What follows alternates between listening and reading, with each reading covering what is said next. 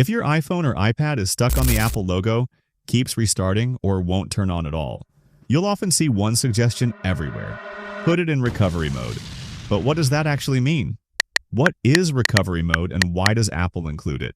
Let me explain it simply. Recovery mode is a built-in emergency repair mode on every iPhone and iPad.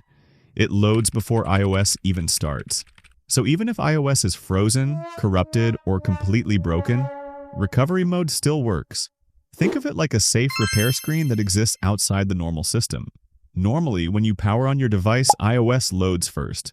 But if something goes wrong during an update, system files get damaged, or the device can't boot properly and the phone gets stuck.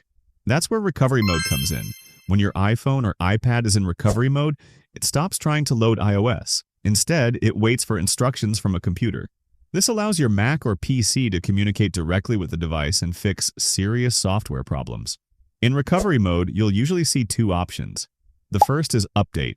This reinstalls iOS without deleting your data. It replaces damaged system files and often fixes the issue. The second option is Restore. This erases the device and installs a fresh copy of iOS. Restore is only used if an update doesn't work. Here's something important to remember. In recovery mode does not fix hardware damage. If there's a physical issue, that needs a repair. So, in one simple sentence, recovery mode is a built-in repair mode that lets you update or reinstall iOS when your iPhone or iPad can't start normally. I hope this video was helpful if you are stuck in recovery mode. I'll leave a link to another video in the video description on how to get out of recovery mode, both for iPhone as well as iPad. Thanks for watching, and I'll see you in the next one.